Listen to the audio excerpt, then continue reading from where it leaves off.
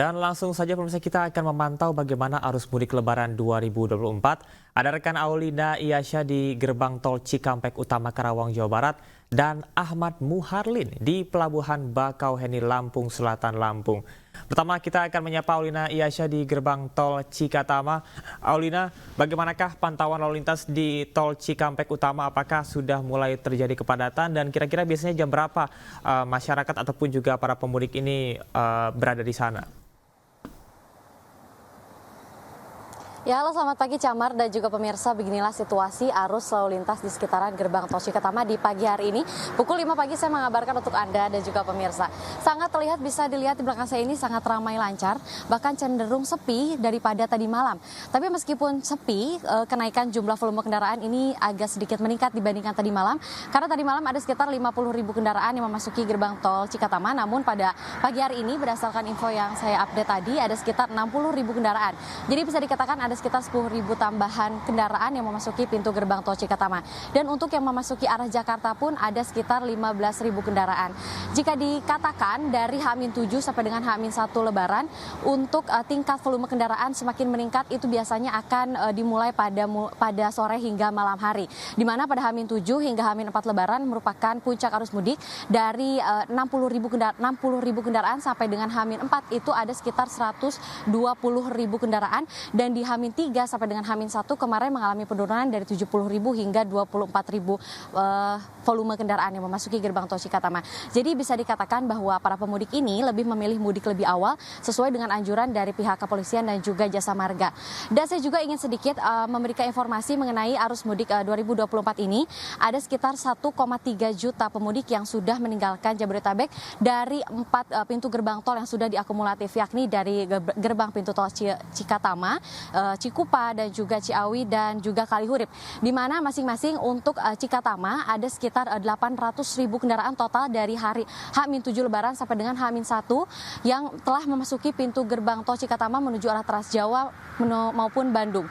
Dan juga untuk tol Cikupa, maksud saya ini arah Merak, ada sekitar 332.000 kendaraan yang sudah memasuki gerbang tol dari H-7 hingga H-1. Dan untuk tol Ciawi yang mengarah ke puncak ini juga ada sekitar 229.000 kendaraan. Jadi bisa dikatakan bahwa tahun 2024 ini mengalami 1,30% peningkatan dibanding mudik 2023 lalu. Dan juga untuk sistem, ada sistem yang sudah diterapkan oleh pihak jasa marga dan juga kepolisian ini dari sejak 5 April kemarin. Ada 3 sistem, yakni one way, kontraflow, dan juga ganjil genap. Namun per 9 April 2024 kemarin ketiga sistem ini sudah tidak diberlakukan kembali karena melihat situasional tidak adanya kemacetan di sekitar jalan tol Cikatama ini. Namun pada kemarin sempat diberlakukan kontraflow satu jalur dari kilometer 47 hingga 65 pada pukul 3 sore. Namun pada pukul 5 sore akhirnya kontraflow ini pun tidak diberlakukan kembali karena melihat situasional tidak terjadinya penumpukan kendaraan. Dan juga untuk sistem ini diperhatikan melalui hitungan dari pihak jasa marga dengan cara melihat atau memantau CCTV selama 3 jam berturut-turut dalam waktu yang signifikan agar bisa melihat apakah kondisi kendaraan, apakah akan terjadi penumpukan kendaraan atau tidak. Dan juga saya pun sedikit ingin memberikan masukan atau arahan yang sudah diberikan oleh pihak jasa marga dan juga kepolisian, bahwa jika Anda lagi-lagi merasa mengantuk ataupun tidak merasa fit dalam berkendara, Anda bisa berhenti atau menepi sejenak di rest area yang sudah disediakan di sekitaran rest area, di sekitaran jalan tol Cikatama, yakni rest area 72 ataupun 57. Dan jangan lupa juga untuk selalu mengisi saldo e-tol Anda. Dan jika Anda pemirsa ingin mengetahui informasi bagaimana kondisi pemudik di Bakauheni, Lampung, sudah ada rekan kami Alin Muharlin. Silakan Alin dengan laporan Anda.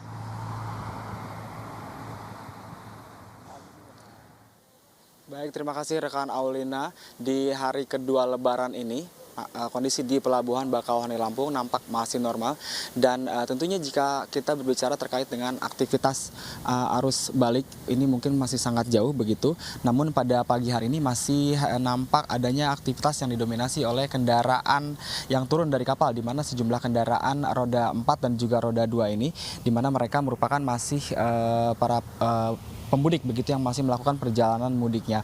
Terlebih kalau kita lihat Camar dan juga pemirsa, sejak tadi malam kondisi kepadatan juga masih terjadi di Pelabuhan Merak, Banten, di mana kebanyakan dari para pemudik ini masih memilih untuk melakukan perjalanan mudik tepat pada hari H Lebaran. Dan seperti yang kita tahu, Camar, Aulina dan juga pemirsa, biasanya di hari kedua Lebaran ini tentunya masih terasa suasana bahagia begitu dari masyarakat yang memanfaatkan momen hari raya untuk berkumpul dengan keluarga, kemudian berlibur ke tempat-tempat wisata serta berpergian mengunjungi sanak saudara di kampung halaman dan tentunya menghabiskan waktu bersama dengan keluarga di kampung halaman.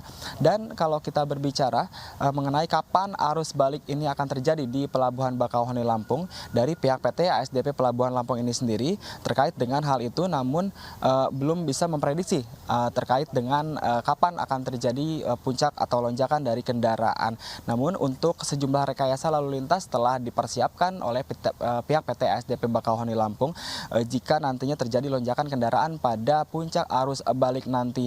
Di antaranya melakukan beberapa penerapan, yaitu penerapan delaying system atau sistem penundaan perjalanan, dan juga telah menyediakan sejumlah kantong parkir yang telah disebar di sepanjang area Pelabuhan Bakauheni Lampung. Mungkin sementara itu yang bisa kami sampaikan, Camar dan juga pemirsa, terkait dengan informasi arus balik di Pelabuhan Bakauheni Lampung ini. Kami akan terus memperbaharuinya kepada pemirsa setia iNews TV. Kembali ke Camar. Ya, baik, saya ingin ke Ahmad Muharlin. Alin, seperti diketahui bahwasanya ada sejumlah kepadatan yang terjadi, utamanya untuk antrian pemotor yang akan menaiki kapal sampai ada yang pingsan. Apakah ada antisipasi yang dilakukan oleh pihak dari Pelabuhan Bakauheni untuk bisa mengantisipasi hal tersebut, Alin?